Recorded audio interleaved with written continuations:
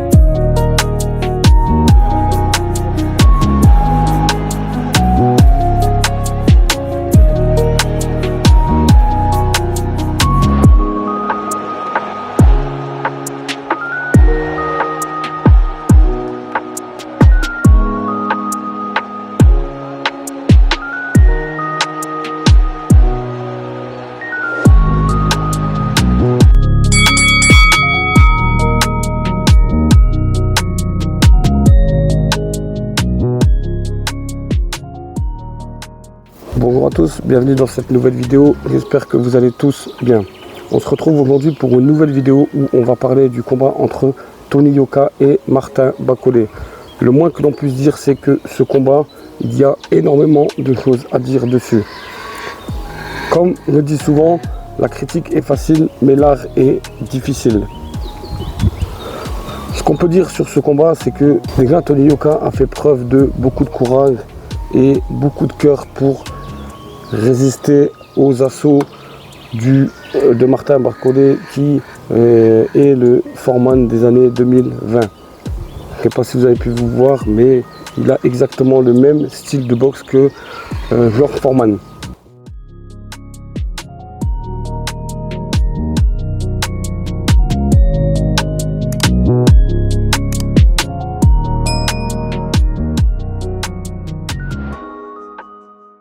Avancé avec des grands coups, des gros crochets lourds. Il avait une frappe très lourde.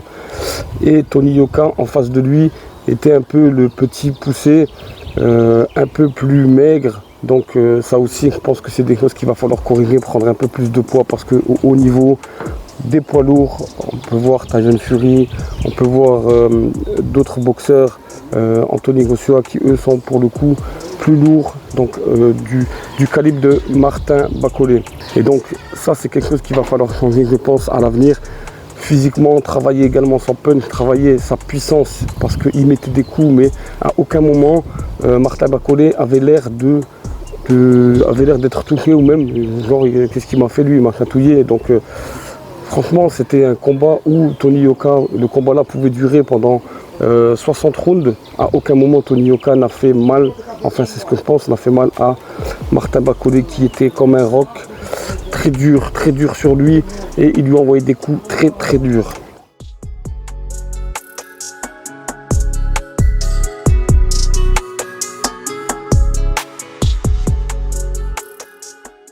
L'idée, c'est pas de critiquer, bien sûr, Tony Yoka, on n'est pas là pour ça. Moi, ce que je veux souligner, c'est surtout un peu la mentalité qu'on a en France à dénigrer toujours nos champions français, à dénigrer toujours nos boxeurs. Et il n'y a que dans la boxe où on voit les Français qui critiquent toujours les sportifs, quels qu'ils soient. Et ça me fout la mort. Vous pouvez même pas vous imaginer. Parce que c'est des gars qui donnent leur vie. Surtout Tony Yoka fait beaucoup pour la France, on a beau dire ce qu'on veut. Après Tony Yoka, je ne vais pas dire que c'est mon copain, je ne vais pas dire que... Voilà, moi je dresse un constat et on peut se rendre compte dans cette mentalité un peu française là. On est toujours en train de critiquer l'autre, en train de parler sur l'autre. D'ailleurs, il y a une vidéo sur la jalousie et l'envie qui va sortir bientôt sur ma chaîne. On est toujours en train de critiquer la personne, bon, et est-ce que nous on se regarde, est-ce que nous on serait capable, ceux qui critiquent, donc tous les détracteurs de Tony Yoka, parce que lorsqu'il est tombé au premier round, la première chose à laquelle j'ai pensé, je me suis dit, voilà ce qui va se passer, ils vont tous te critiquer. Et c'est ce qui s'est passé, je suis parti un peu sur les réseaux sociaux, même sur le site de l'équipe, et voilà, et on y va les anti-Yoka, ils ont taillé un peu, et je trouve ça déplorable, parce que c'est pas un mauvais gars et il fait beaucoup quand même pour la France. Et justement la boxe en France, comment elle va ressortir de cet affrontement là entre Tony Yoka et Bakole, parce que Tony Yoka c'était un peu le fer de lance, un peu la locomotive, je le dis souvent dans mes vidéos, la locomotive de tous ces boxeurs derrière. Et il entraîne avec lui toute une flopée de boxeurs qui fait boxer dans ses soirées. Et maintenant, est-ce que Canal+ va suivre, va encore continuer à suivre Tony Yoka? Telle est la question après le combat d'hier.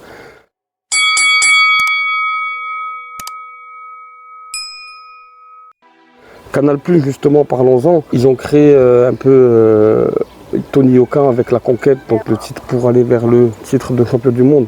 Alors maintenant, est-ce que le boxing business, là, est-ce que Canal+ va toujours le suivre, comme je disais tout à l'heure? Point d'interrogation. Après, on peut parler également de la fight card, donc les combats qu'il y a eu avant Tony Yoka, parce qu'en fait, ils servent de Tony Yoka, donc c'est lui le fer de lance. Concernant Canal+, donc disait ouais, la fight card n'était pas bonne du tout, et on a également les commentateurs, on en va en parler, on peut en parler aussi des commentateurs, donc le speaker, je ne vous dis même pas qui speak mal, qui parle mal tout simplement. On avait à l'époque Daniel Alou qui était un très très bon speaker. Après aux États-Unis, on a également Michael Buffer, Jim Lennon en Angleterre. Mais en France, voilà, les soirées Canal+ avec ce speaker-là, c'est incroyable. Après les commentateurs, donc Sébastien Helot, qui lui ne connaît rien du tout à la boxe, il est là parce qu'il doit être là. Et donc lui, je l'ai vu, moi, il parlait de ping-pong, il parlait de tennis à l'époque, et il était aussi sur des chaînes de golf, donc vous l'entendez aussi commenter le golf. Après, Fabrice Tiozo, pardon, lui, il connaît la boxe, il est commentateur, il est consultant pour Canal+, et du coup, lui, il apporte un regard un peu particulier sur la boxe, et voilà. Mais après, concernant Fabrice Tiozo, pardon, j'ai juste un petit bémol, c'est le pointage qu'il a mis sur le combat, parce que c'est pas du tout le réel pointage. Je sais pas où c'est qu'il a été trouvé des rounds, mais voilà, parce que moi j'ai 3 rounds pour Yoka, et encore je suis gentil, mais voilà. Concernant les pointages, on peut aussi en dire quelques mots. Ça fait aussi honte à la boxe en France. Ces pointages-là de l'arbitre Gilbert Montagnier qui a mis 94-94. Je ne sais pas où c'est qu'il a été les trouver, le match nul là. Mais en sachant que Tony Yoka a été compté 2 fois, donc on est à 18 déjà sur 2 rounds. Et les 5 premiers rounds sont gagnés, ou moi je dirais même les 6 premiers rounds sont gagnés par Martin Bacolé. Yoka prend peut-être le 7e et le 8e. Et voilà, donc c'est tout. Et encore, je lui ai donné le 7e, le 8e et le 10e, je crois. Parce que Martin Bacolé voulait récupérer pour repartir plus fort après. Mais du coup, voilà, c'est toutes ces petites choses-là, en fait, qui ont fait qu'on est arrivé à ce point-là. Et on est en France, là, la boxe, en état de mort cérébrale, comme je le disais la dernière fois. Est-ce qu'on arrivera à se relever de ça? Parce que, comme je le disais, Tony Yoka, c'était un peu la groupie de Canal. Et du boxing business, malheureusement pour lui, tout s'écroule aujourd'hui. Mais j'espère pour lui, et de toute façon, il reviendra meilleur. Après, il y a aussi son staff américain. Est-ce que tu es meilleur en allant t'entraîner aux États-Unis? Est-ce que tu as eu les sparring partners qu'il te fallait? On a beaucoup de questions sur Virgil Hulter, donc son entraîneur. Est-ce qu'il était l'homme de la situation? Ça ici, on peut aussi en débattre. Mais en tout cas, il a été honnête avec lui tout au long du combat. Tout au long du combat, il lui a dit les choses, pas ce qu'il voulait entendre, mais ce qui était vrai. Tu es en retard. Par exemple, on prend l'exemple du dernier round. Il lui a dit, si tu veux gagner, il faut que tu le mettes KO. Il n'a pas du tout suivi ce qu'a dit son entraîneur. Il tournait autour comme si c'était lui qui gagnait. Il n'a même pas été chercher la victoire et donc le mettre KO. Ça, c'était sur le dernier round, mais tout au long du combat, Virgil Hulter, donc son entraîneur, lui donnait les informations, lui disait si tu veux gagner là. Bref, il était présent.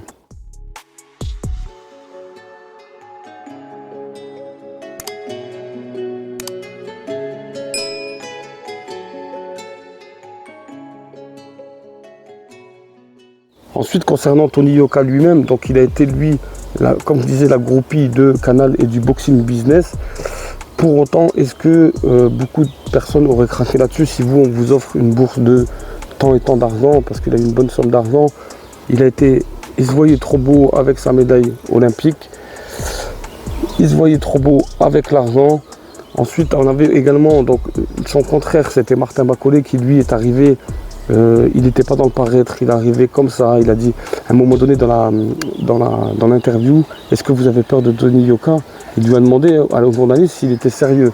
S'il était sérieux de sa question, ben non, pourquoi j'aurais peur? Donc du coup, et pourquoi il aurait peur? Parce que Martin Bacolé, c'est un boxeur que personne ne veut boxer dans le top 10 mondial. Il a été sparring partner de beaucoup de grands boxeurs du top 10. Et il y a une anecdote là-dessus, c'est Joseph Parker qui l'a révélé. Apparemment, il a malmené beaucoup de ses sparring partners. Le seul qui lui tenait tête et qui l'a sonné, c'est le grand, le beau Gypsy King. Voilà, donc Tyson Fury. Donc c'est pour vous dire un peu que Martin Bacolé, il est arrivé là, mais il n'est pas arrivé... en fait, Tony Yoka savait ce qu'il attendait.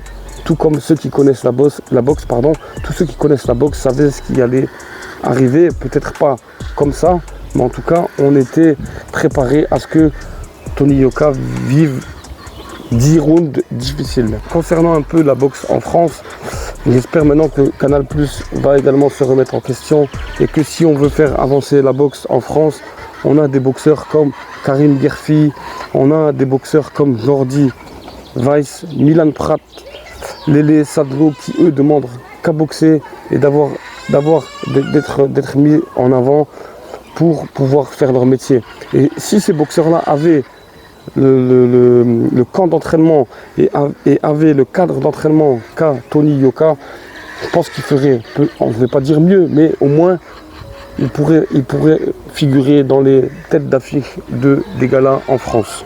J'aimerais finir là-dessus, comme je disais tout à l'heure, donc nous, dans notre pays, on est là toujours à dénigrer les boxeurs, à dénigrer les sportifs, quels qu'ils soient, parce qu'on a un problème d'infériorité, je pense. Certaines personnes ont des problèmes d'infériorité. Après, qu'on aime ou qu'on n'aime pas Tony Yoka, il a la boxe, il a le talent, il a ce qu'il faut pour... Après, simplement, la marque était trop haute sur ce moment-là. En tout cas, il a vu, et je pense que son entourage va lui dire, il n'est pas du tout prêt pour le top 10, il n'est pas prêt pour l'intégrer. Le top 10, c'est la marque qui était trop haute pour lui. Après, comme certains disent, les videurs, les mannequins, les retraités, il construit sa carrière. Voilà. Après, il ne faut pas être pressé non plus, il faut attendre. Et j'espère que cette victoire, en tout cas, lui donnera la force et lui donnera le mental pour se remettre en question et également pour changer. Parce qu'à la fin, il a été honnête et il a dit qu'il a été meilleur que moi. Et de toute façon, il va falloir que je change beaucoup de choses. Donc, pour moi, ce qui doit changer, c'est déjà son staff d'entraînement, son staff américain, là, qui pour moi, je pense, est vieillissant et n'est peut-être pas à la hauteur de ce que lui veut. Il doit changer également Canal+, là, Canal+ et boxer aux États-Unis. Parce que la France ne mérite pas un champion comme Tony Yoka. Il faut être honnête, la France ne mérite pas un boxeur comme Tony Yoka. Parce que il fait du bien à la boxe. Et moi je vous le dis, je vais dans des galas, je vais dans des clubs. Tony Yoka, il fait du bien à la boxe. Et il faut arrêter de le critiquer. Maintenant, on peut avoir un problème avec la personne, mais le boxeur ne doit pas être critiqué. Le boxeur doit être respecté. En tout cas, c'est mon avis et ça n'engage que moi. Maintenant, on est beaucoup du même avis. Il doit se remettre en question. Certes, il va le faire, je pense. Il est assez intelligent pour ça.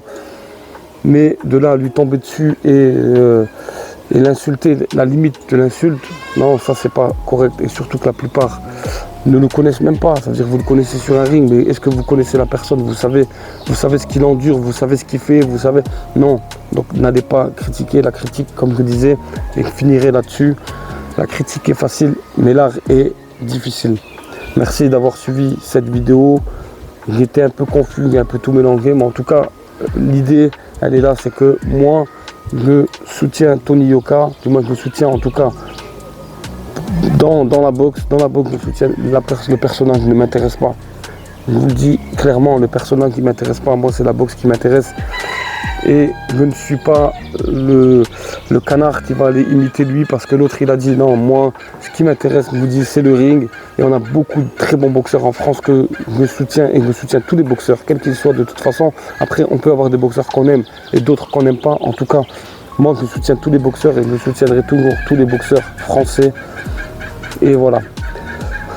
En tout cas, merci à vous d'avoir suivi cette vidéo. C'était un peu un endroit un peu spécial où il fait bon. Je me suis mis un peu à l'ombre pour faire la vidéo. Prenez soin de vous, de vos familles. Que la paix soit sur vous. Et s'il vous plaît les gars, arrêtez de dénigrer les gens. Arrêtez de dénigrer les boxeurs. Regardez un peu ce qui se passe chez vous. Regardez devant votre porte. Mêlez-vous de vos affaires. Parlez de boxe, mais n'allez pas parler de lui, de sa famille. Et même quand vous parlez de boxe, il faut connaître la boxe. La boxe, c'est un sport difficile, la boxe, c'est un sport subjectif. C'est un c'est un sport où on peut pas. Vous voyez pas le même combat que moi. Et tellement on a mis ce culte de la victoire où le boxeur n'a pas le droit de perdre. Si le boxeur il a le droit de perdre, le footballeur il a le droit de perdre, Paris ils ont perdu. Le boxeur il a le droit de perdre. En tout cas, le culte de la victoire a fait aujourd'hui que des boxeurs ne se rencontrent pas. Et c'est bien malheureux pour la boxe, surtout dans l'état où on en est aujourd'hui. Arrêtez de critiquer, soutenez, prenez soin de vous, de vos familles. À bientôt et vive la boxe.